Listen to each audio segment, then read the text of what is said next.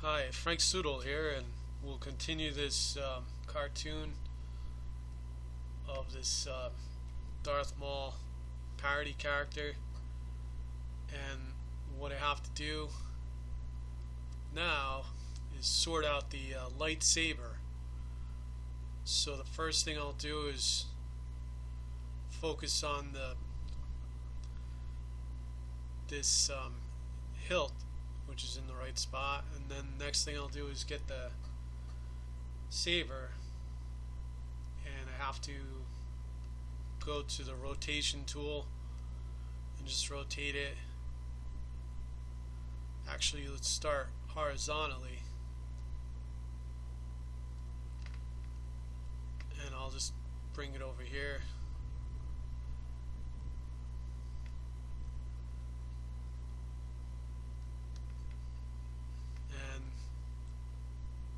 That'll be good. Right about there. Then create a duplicate of that, and then you'd want to go into the item and then reverse it horizontally, and that'll allow me to bring it over here. And then you could rotate it so it's not crooked.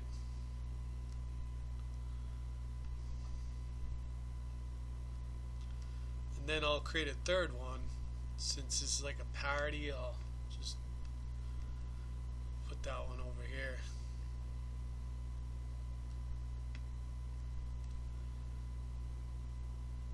This is like the most awkward lightsaber I could imagine. Just trying to fight in a duel with this kind of lightsaber. That'd be pretty tough. But anyway, there it is. And because I want a lightsaber in each, let's say each arm, each hand, I have to duplicate all this stuff. So one thing I'll do before I do that is pull this further separate, because that expands a little bit. Then I have to go get the skeleton, pick the select tool, and that'll allow me to drag that right there. Then I have to remember to grab the hand and then create the new blade for that. And then I have to move this over here so I can see it, and then select the hand again. Actually,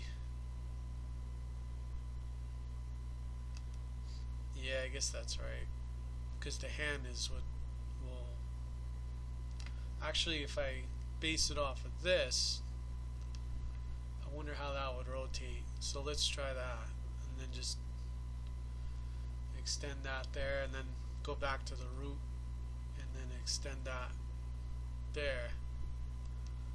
Let's see really quick what that would look like. Yeah, that'll work. Of course it messes up his arm, so that's not good. So it works, but not the way it should. So we're just gonna delete that piece there. You could go into edit. Actually, you have to go right here and backspace on that piece there.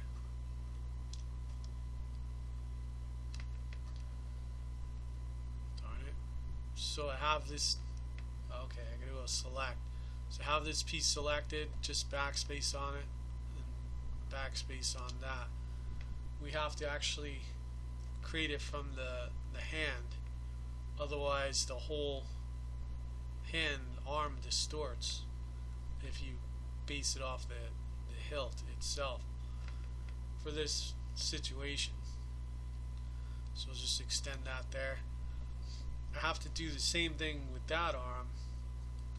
So what I'll do is move this arm way out here, and you have to make sure you grab the other part there hand. So I'll put it way out there so it doesn't connect to any of those because of the lightsaber. And then I have to go to the skeleton, grab this, and then bring that over there too. So I have to use this tool to drag it over. There we go. Let's just test this really quick with the arm. That seems okay. So now we'll go back to the lightsaber, and what we'll do is we'll duplicate each piece, and then each time we duplicate it, bring it right down to the arm. So that's the first one. There's the second one. Otherwise you could lose track. Well, I guess it wouldn't matter too much. There's the third one. And then the hilt, the handle of the lightsaber. So what we'll do is we'll press shift and then first click on the object, press shift and hold it down, then click on the bottom object that you want selected, and that'll grab all of them. Now we have duplicates, so we have to bring those over by pressing the move tool, and that'll just bring that whole piece together.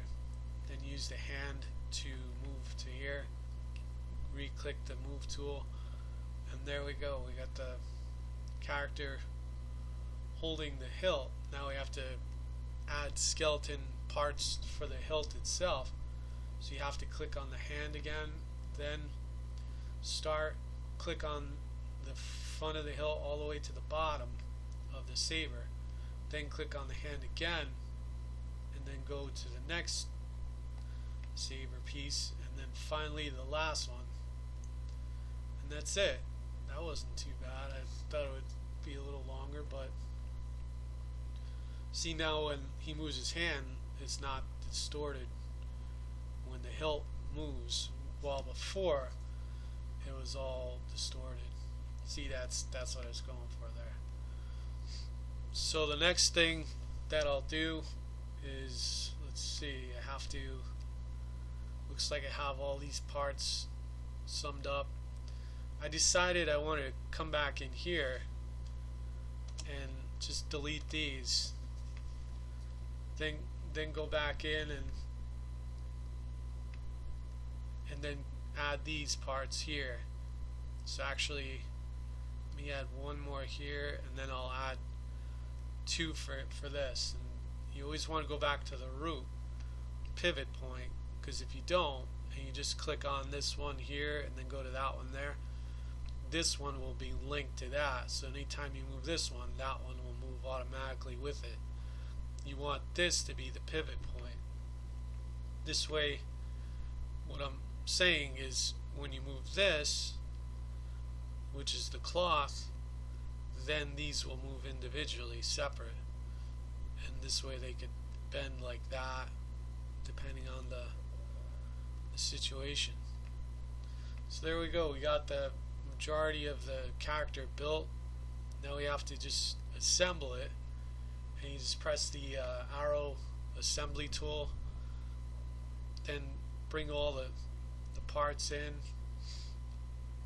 pull the head back onto the body. It doesn't have to be exact. Let's move this out of the way first to get the legs right. So this leg I'll put right there, this leg I'll put next to it. I wouldn't want to put it up here, that would look weird. So then there's that leg there, and just visualizing where the pivot is on that. This piece could complicate things, but I'll put it in there just for the heck of it. And then I have this back piece. This will complicate things again. Anytime I pick there, that's good. Anytime I pick the main pivot point for the character, it could make it more difficult to select that point, which is critical for the animation So I want to just be careful where I put those other parts. So then this piece here is the other arm, and I have to visualize what it looks like around the shoulder. So there we go, we got our character assembled. Let's see what he looks like when we move all these pieces. And what I'll do is actually zoom out so I could get a better view without messing up the camera here. And we'll just move back in here. This way you can see what it looks like closer.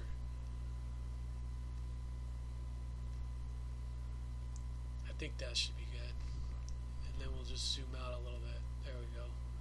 Now we'll go back to this right here, and now we can look at how it bends, and if it's not right we can adjust it. Like this arm might be out too far, so I could probably see it's a little, it should be pivoted here versus up here. Then we have this front piece, yeah, that'll work. And then we have the back piece. Then we have the legs. Bend the leg. That looks good. Bend the leg there. That's good. Leg positions were good. See, you can move that and then move that. And you have a flexible character here. And we have the torso. So you don't want to bend those blades, so just click here. His head rotates really well, and that's it. There we have the main character, and we could do a simple walk animation. So I'll just save that. Now, one thing I'll do to make this easier to animate is shut off all these lasers temporarily. And then, since he's only going to have one light sword, he'll just have the one per hand. But the only reason I created the other one is so if he switches hands with the lightsaber, he'll be able to defend himself with the other arm and reach out to defend himself that way too. So then for the walk animation, what I'll do is go on under actions, and then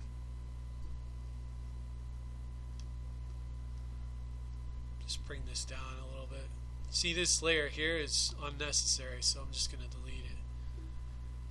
Whenever I import him in, it shows up with that layer and a prompt to ask if I want to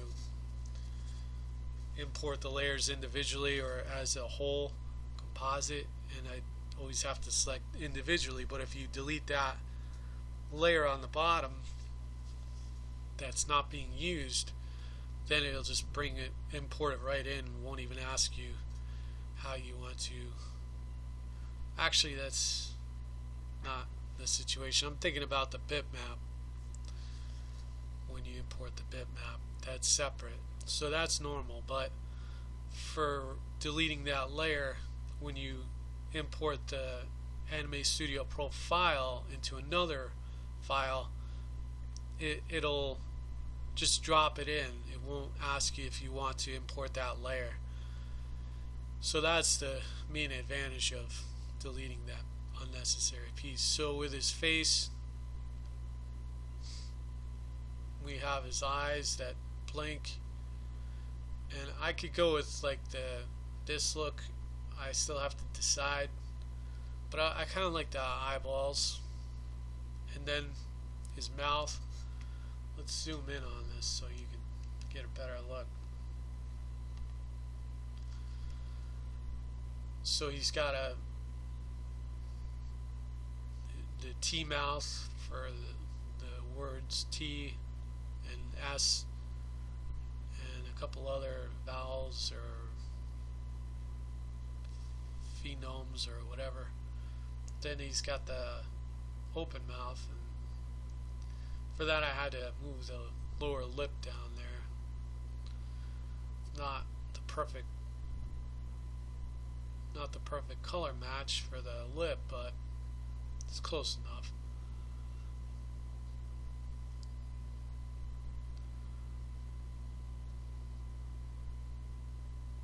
So with the pupils, you get a little more expression.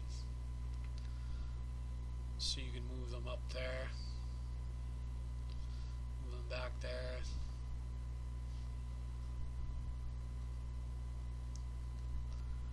These are a little larger pupils, so it's going to be a little more tricky to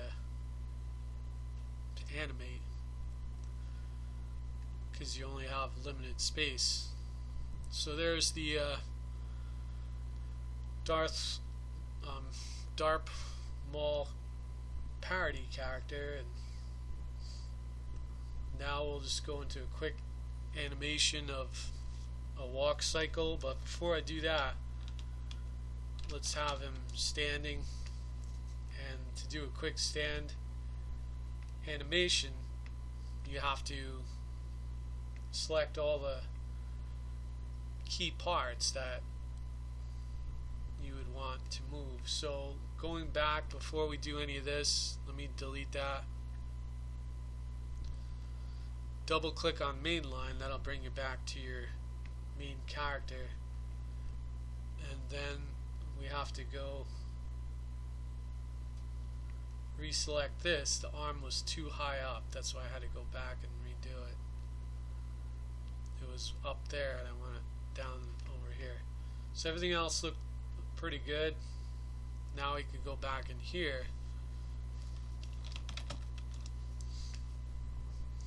have him standing, and this is like really easy. Just click on these and really basic, simple. You don't have to worry about his mouth or his eyes or anything like that. It doesn't remember that stuff with these main keyframes. You could animate them separately, but then you have to remember the different aspects of that separate animation.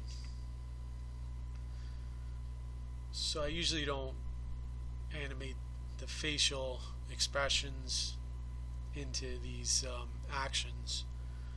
So there's the first frame there, and then here's the middle frame. Because he's standing still, I don't want to have him doing too much expression.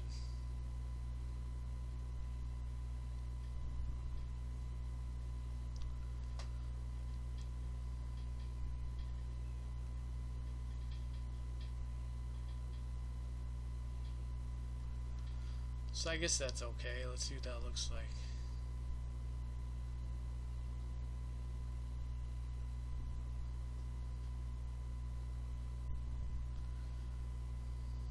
This arm, I can move a little bit.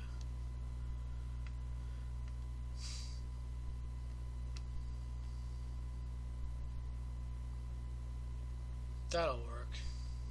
Just something to show that he's breathing. And then we'll go to our walk. Then I'll have a run and a jump and all that I could do in another video. But that's it for now. We'll do the walk cycle in the next video, and feel free to comment, subscribe, and like, and thanks for watching.